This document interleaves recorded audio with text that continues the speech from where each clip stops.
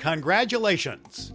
You've connected with the Pulpit Perspectives podcast. Join Reverend Dr. Kent Lundy as he connects with pastors where they preach, literally at the pulpit of their church. It's a point of view with purpose and personality that informs and inspires with real life stories from great preachers you need to know. Your host is Reverend Dr. Kent Lundy. Let's join Kent at a pulpit with a fresh perspective from his guest preacher. Hello and welcome to Pulpit Perspectives podcast. I'm Reverend Dr. Kent Lundy, your host. Pulpit Perspectives podcast exists to create connections amongst the North District clergy and their churches. I'm coming to you from the chapel at Porte First United Methodist Church, standing here at the pulpit with one of their pastors, Pastor Joy Ahlemyer. Joy, welcome to Pulpit Perspectives podcast. Thank you very much. All right, so how long have you been pastor here at Porte First United Methodist Church? A year and a half now, And approximately. Okay, and I understand that this is not your only ministry gig. What else do you do for the conference? I also support the district superintendents in the South and Southwest districts. Okay. Never a dull moment, I'm sure. Never a dull moment. Never a dull moment. All right. Well, what brings you joy? Well, my greatest joy is working in new ministries. So I absolutely love starting new things, bringing in music into that space, bringing into that language, bringing into that relationships. I have a personal mission statement that I designed years ago that probably is what I live by. I like to connect people to resources, with the ultimate goal of connecting people to God. Amen. That's wonderful. Okay. Thank you for that. So if ministry were a basketball game, all right, just go with me for a second. All right. If ministry were a basketball game, who would be in the stands cheering for you, giving you home court advantage? Now, see, I don't think of myself as the player. I think of myself as a cheerleader or the encourager of the team. Encouragers need encouragers. So. Okay, so who would be in my cheer block? Yes. All right. Well, definitely my husband. He would be the first and primary person. He's always been somebody who has nudged me along in my faith, my calling, when I doubted all the different things and still do. The other people, gosh, I have so many. How would you name them all? But it usually starts with family. And then it goes to different persons in my life of faith at different seasons. God has always provided somebody new at a different season. So superintendents that have walked alongside me, to people in the pews. Oh my goodness, too many to name. But I even have a prayer partner still from Santa Claus that encourages me in my prayer walk.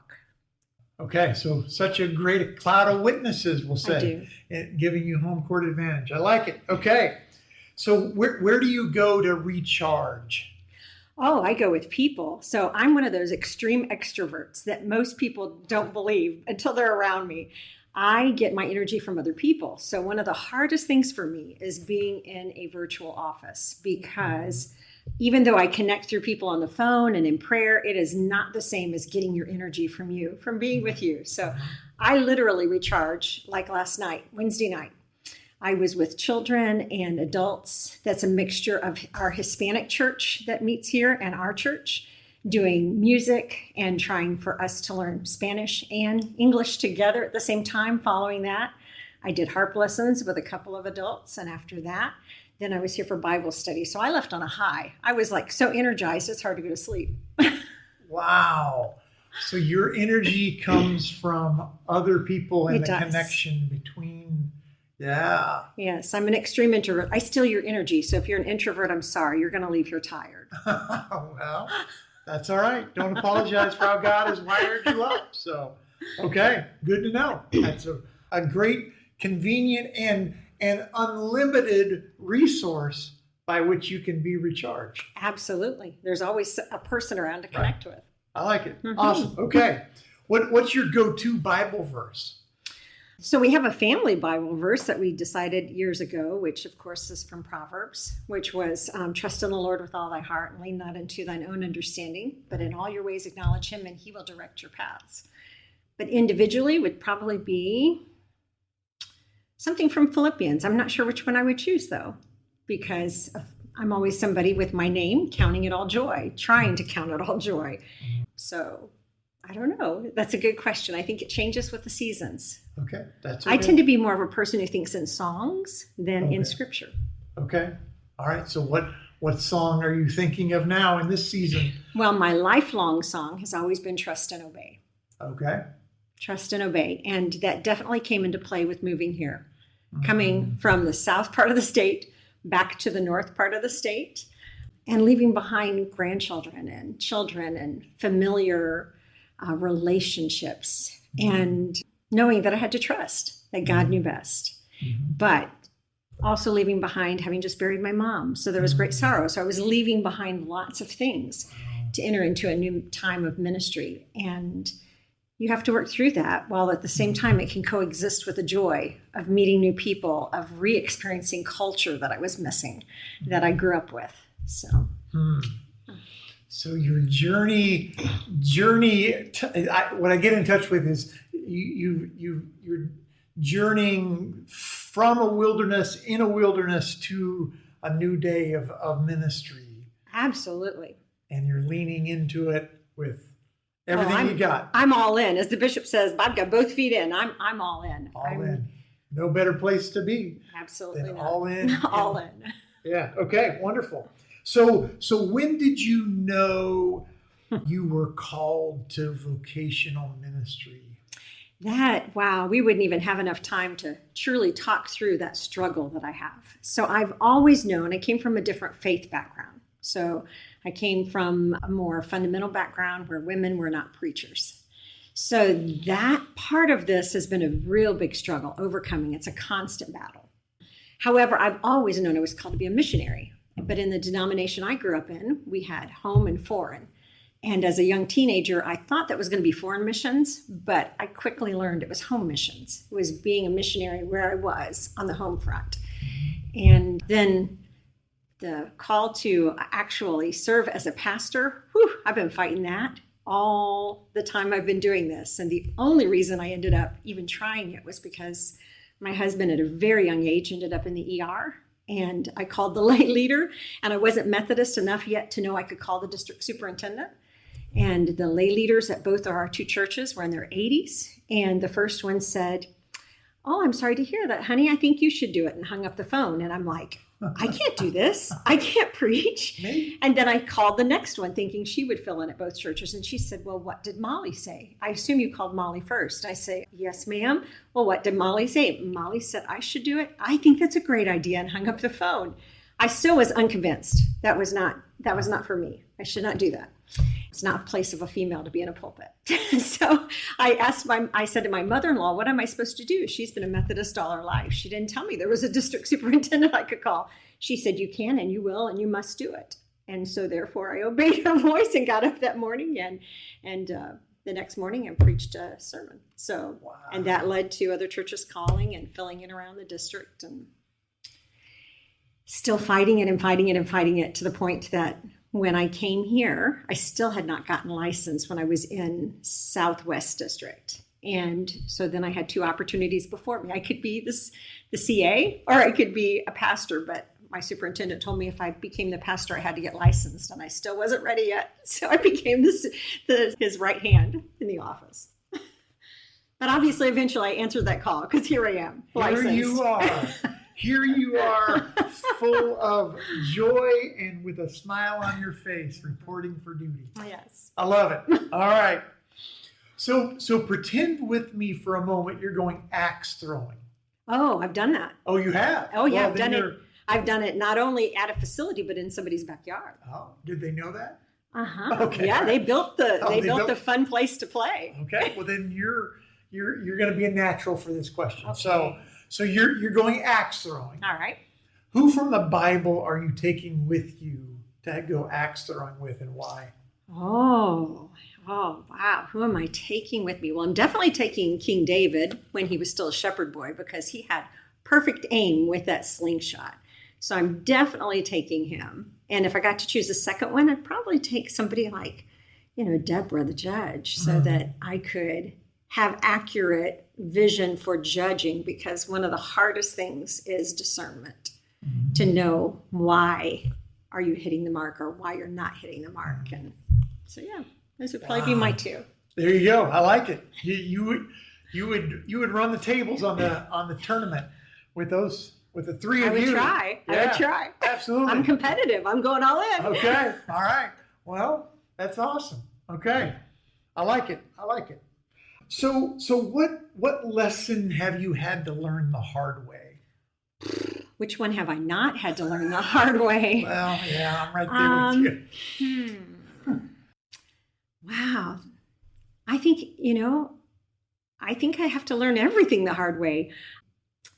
I've had to learn that the culture that I grew up in and the way I perceive the world has to be reevaluated continually. So it's a constant before the Lord saying, okay, not my perspective, but your perspective. Because there's so much that doesn't make sense to me. So much that doesn't make sense, even from the point of answering the call to be a local pastor. Yeah, I would say I'm just constantly knocking at it. So, but what I hear you saying, reading between the lines, is you're continuing to be that student of those experiences. Oh, I am a lifelong learner, and you. I believe in being a lifelong learner. But coming out of poverty brings with it prejudices that I didn't even know existed. I got challenged at Bedford First, for instance, when my husband was appointed there and I was appointed at Harrodsburg. So we were in two separate charges, but I was their youth pastor. So we did a lot of ministry together. And one of the dear, dear saints of the church, who is still a friend to this day, she said to me, "Joy, you're prejudiced." And I said, "I am not. What do you mean I'm prejudiced?" She goes, "You're prejudiced against educated people and wealthy people." And I said, "What?" And she was an educated person. She was a doctor in her field and literary, and was working at the university. And she knew that I struggled because I never felt adequate, because I didn't have the education. I didn't have those resources. And she quickly taught me how I did favor the poor. I did not, if I'm going to favor, I'm going to choose the poor person over the wealthy person when they both might have the same need. And I maybe shouldn't be looking at their resources at all. I should be looking at them as an individual. So we all have our biases that we come from culture that's constantly got to be challenged and brought to the table to say, why? Why do I believe this? Why am I acting this way? What is causing this struggle inside of me at this time? And that's hard. It is. But you've stayed at the table to be the student, and that's admirable. Absolutely. So good for you. Yeah. All right.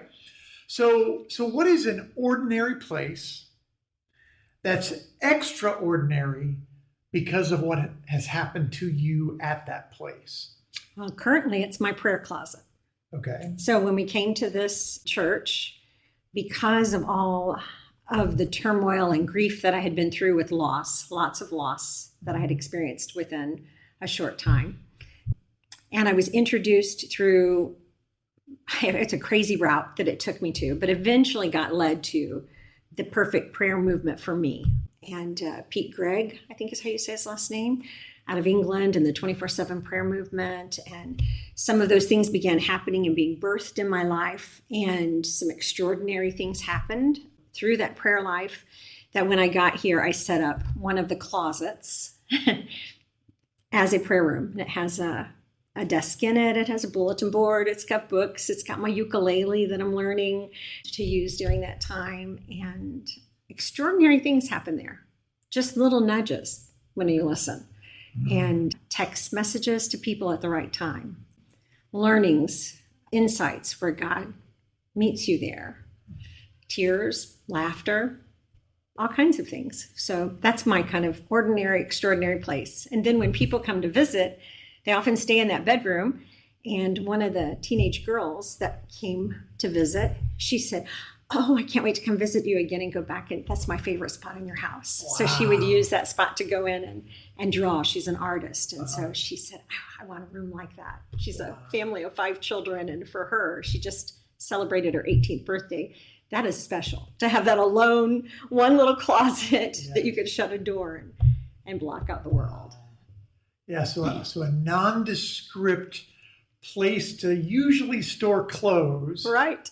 When you're being clothed into the presence of God. Beautiful. Absolutely. In that extraordinary sacred space. Mm-hmm. And it's unusual because this one closet happens to have a little window. So when I open that window, I can hear the noise outside or see the school bus driver next door, and I can think about praying for them, or I can hear things to pray for when it's warm enough. Yeah. Wow. I love it. Thank you for You're that. welcome. Yeah. Okay. Yeah. So what do you hope your fellow clergy know? About what? Yes. Okay. I'm intentionally being ambiguous. My fellow clergy know. What do you hope they know? I'm unsure about that. I guess I'm so used to being the one that's the learner that I'm not used to trying to be the one who teaches. My position has placed me beneath different orders and elders and all of those things, as well as being a CA. I'm always supporting pastors. So I wouldn't dare try to tell them how to do their job because they're the expert, not me. Okay. So if you were to ask me probably what's the most important thing, I brought with it, I felt led to bring with me, and I'm not a poet. I don't usually write. That's not my artistic way. Okay. My artistic way is to play with children and play with music. Okay. But after having been in the presence of the bishop for 2 days, hosting some lunches for other pastors, things like that, I woke up the next morning and this is what I wrote. And so this is what I guess I would hope for them. Please. It's called Inspired. Inspired. Mm-hmm. I felt inspired. Inspired to remember, inspired to recall, inspired to reclaim the original call of the one who loves me and whispered my name, captured my heart, captured my gaze, called to release me from all the guilt, all the shame. Inspired to remember, inspired to reclaim, inspired to recall. Reclaim, I said it all wrong. Oh well, inspired to remember, inspired to recall, inspired to reclaim the original call. It inspired me to remember why I love the church, why I felt loved by the church as a child, why it is important to go back to the source so that you live from the joy of that and remember that there's children in your midst that were like me, that this is the place where they meet Christ. This is the place where they meet people who love them unconditionally, who resource them, who help them, who connect them. That is beautiful. So let me just make sure I'm capturing this correctly. That you were recently in your position as a conference assistant. Mm-hmm. You were with our new bishop, Bishop Tracy Smith Malone, and being in her presence inspired you to be inspired. Yes, to remember and to recall. Why do I love the church? Why was I so blessed? There's so many of our pastors that I know now that didn't come to Christ until an adult. They didn't have those formative years that I had. They didn't have that experience that carried them, that their first memories are singing in church, "He loves me too, he loves me too. I know he loves me too." So I still can see I still got in trouble one Sunday from my mother in the pulpit. The pastor was so kind because I thought I was old enough to sit on the front pew. I wanted to sit on the front pew during worship. And my mother was farther back, but I'm the youngest of 7 and far behind. So she was more like a grandmother at this point. And I didn't understand the sermon. I just knew I was loved. And I loved the atmosphere of the church. So I got bored. So what did I start doing? I started singing, "Yes, Jesus Loves Me," and did not realize I was disturbing the congregation. And of course, my mother comes up to get me and tell me, and the pastor said, "But wasn't that beautiful?" Her heart sang about Jesus. And she knows that Jesus loves her here. So I'll never forget how kind that pastor was. And I continued to feel loved. Not only did Jesus love me, but so did all these people who were teaching me about Christ. within the context of the gift of the church. And the pulpit even. Right, yeah. Yeah. Wow. And here you are standing at Yes. your pulpit, at a pulpit, right? Mhm. Being appointed here at LaPorte First to say, Yes. now it's your time to proclaim that love to this church for this season. Yes. And what a gift that is. Yes, it is. Except I think they outgive me. I think they love Well, more than I do. I you know, get so much more back than I give. Part of the deal, right? Yeah, right. You can't outgive God. Right. Yeah. Well, Pastor Joy Ahlemyer, thank you so much for being a guest on Pulpit Perspectives podcast. Thank you. You're I welcome. appreciate your time. Pulpit Perspectives podcast exists to create connections among clergy of the North District and their churches. If you want to learn more about all that God is doing in the life of the North District, we invite you to check out the North District Facebook page. You can also learn about the whole Indiana Annual Conference by going to www.inumc.org. Lots of things are happening in the life of people of the Methodist movement here in Indiana, so please check it out. Until next time, this is Reverend Dr. Kent Lundy signing off. Goodbye. There you have it, a fresh perspective from the pulpit with a great preacher. You know you want to hear more.